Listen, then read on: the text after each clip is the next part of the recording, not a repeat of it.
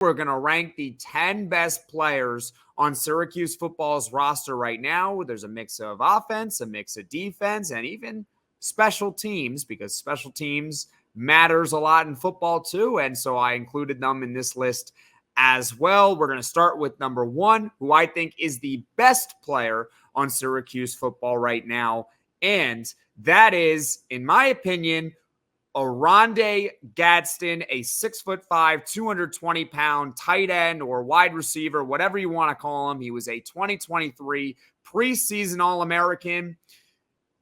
Not that he didn't live up to expectations, but quite frankly, he got hurt. He had a good first game against Colgate, and then he caught his first pass against Western Michigan. And on that play, he got tackled a little bit awkwardly, ended up breaking his foot. We didn't know at the time that he broke his foot. It didn't seem like it was going to be that big of a deal. And then just before kickoff against Purdue, a few days later, it was announced that he was out for the season. And it was a crushing blow for Syracuse football, because this is someone who had incredibly high expectations for last year. And rightfully so. In 2022, he set a Syracuse tight end football record with the most receiving yards in a single season, with just under 1,000. The exact total was 969. He is one of the premier tight ends in the country, but honestly, you can classify him as a receiver as well. He's a weapon. That is what he is, and he is going to be expected to be the number 1 pass catcher for Syracuse football next season. As far as NFL draft outlook for him, I could easily see him being a day 1 or day 2 pick. Who knows? He could easily be in that range. He just has to have really another good year, put the injury behind him, show that he is recovered from it. And he could be a day 1 or day 2 pick.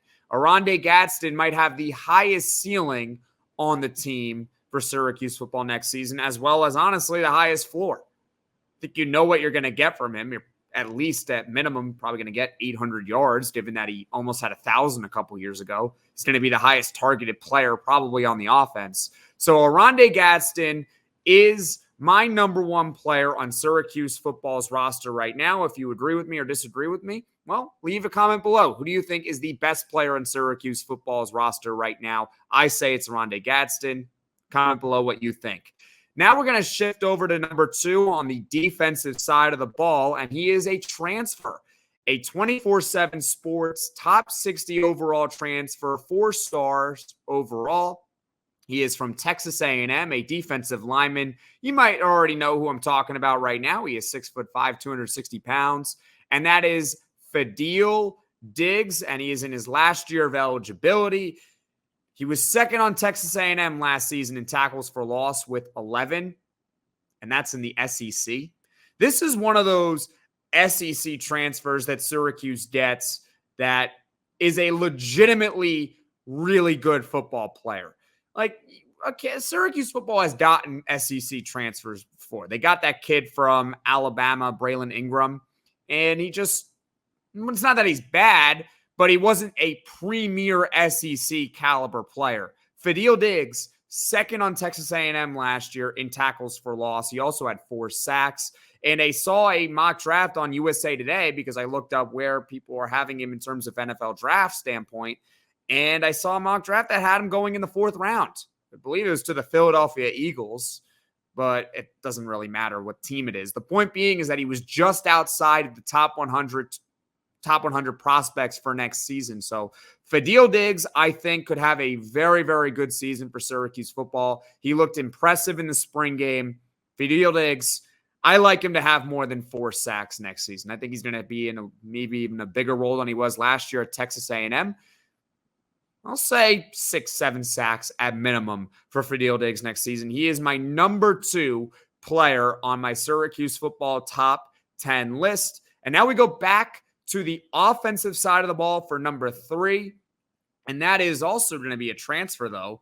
And that is quarterback, 6'3", 210 pounds, also in his last year of eligibility. And that is Kyle McCord from Ohio State, a 4-star transfer. Last year, he had a top 10 QBR in the country. He threw for about 3,200 yards, 24 touchdowns, 6 interceptions. You want to do the math there? It's a 4-to-1 touchdown to interception ratio, which is Really, really solid. Also a high completion percentage at around 66%.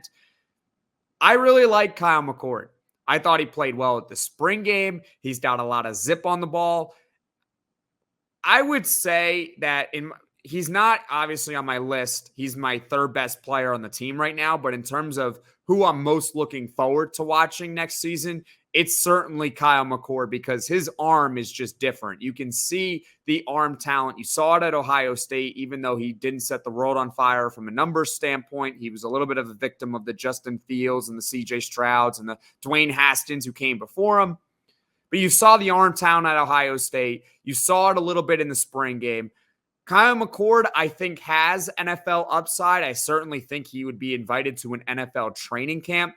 Eric Dungy has been in NFL training camps and NFL preseason games. He's made it there. Tommy DeVito started games for the New York Giants last season. And newsflash, Tommy DeVito stinks. Okay, he was not very good in college, and he even made it to the NFL. So Kyle McCord, I think he does have NFL upside. I don't know exactly what round I would put him in. If he had a really good year this year, I can easily say an early day 3 pick is probably fair. It's really finicky with NFL trying to project where a guy will go in the draft, especially in June, because you think about a guy like Jordan Travis, who I know he had the injury, but he went in the 5th round last year, if I recall. And Jordan Travis was like the best quarterback in the ACC.